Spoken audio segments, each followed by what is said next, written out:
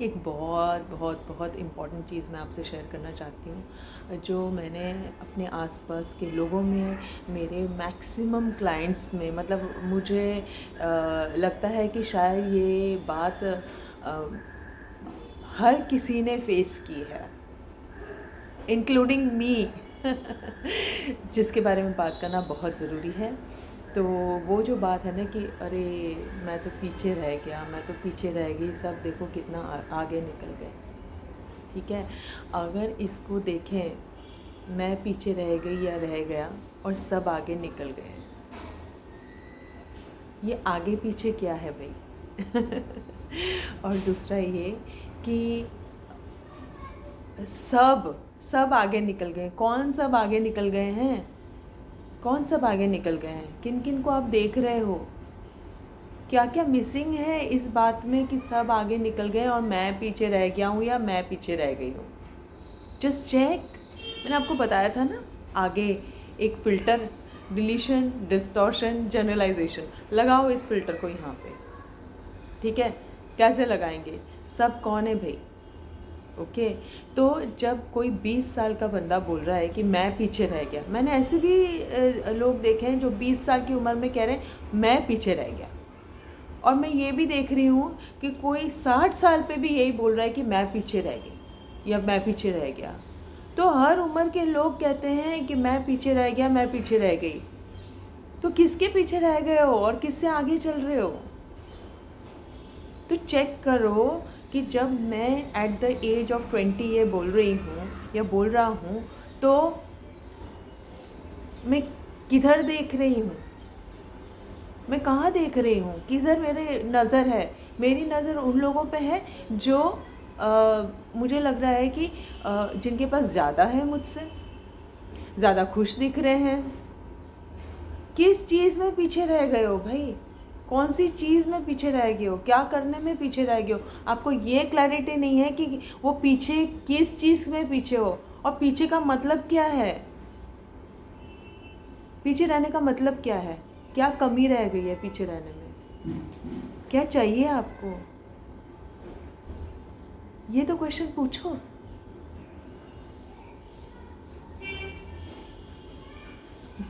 पूछा, आया क्वेश्चन अंदर, आंसर आया।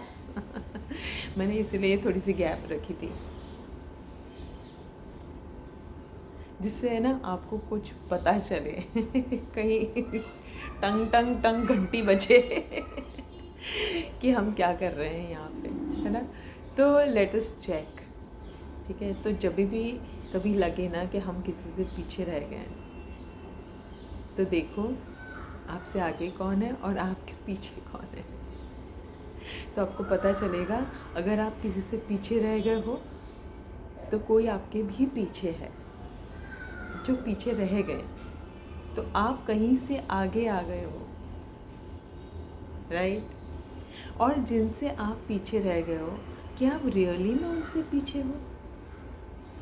क्या उनके पास जो है वो आपको चाहिए, इसीलिए आपको लग रहा है कि आप पीछे रह गए हो?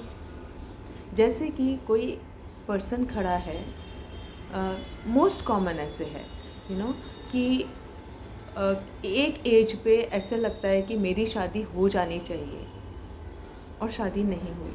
तो आप उनको देख के आपको लगता है कि आपसे छोटी उम्र के लोग, उनकी शादी हो गई है। वही हुआ ना कंपैरिजन, कि आपसे छोटी उम्र के लोगों की शादी हो गई है या आपके कलीग्स और आपके सेम एज ग्रुप वालों की शादी हो गई है।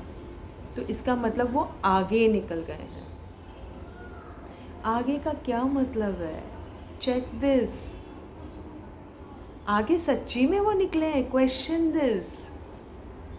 शायद उन्होंने जो शादी की है किसी दबाव में की हो, फैमिली प्रेशर में की हो, कोई कंडीशंस के वजह से की हो, या खुशी में भी की हो सकती है ना। पर जब उन्होंने शादी की तो उनका डायरेक्शन ऑफ लाइफ चेंज हुआ। अब उनका ध्यान वहाँ पे शादी की तरफ गया। उस शादी वाले ट्रैक में जाते वक्त उन्होंने कुछ चीज़ें और भी मिस की होंगी जो आप कर रहे हो। तो आपको वो मिल जाएगा और उन लोगों को हो सकता है ये लगे कि अरे यार हमारी तो शादी हो गई इसीलिए हम ये नहीं कर पाए, तो हम उसमें पीछे हैं। हो सकता है वो आपसे किसी और चीज़ में पीछे हो और आप किसी चीज़ में आगे हो। तो ये जो आगे पीछे बोलते हैं ना, तो ये चेक करो आगे पीछे क्या है, आप किसके आगे हो और किन से आगे बढ़ना है, आपको क्यों आगे बढ़ना है, अल्टीमेटली आप चाहते क्या हो।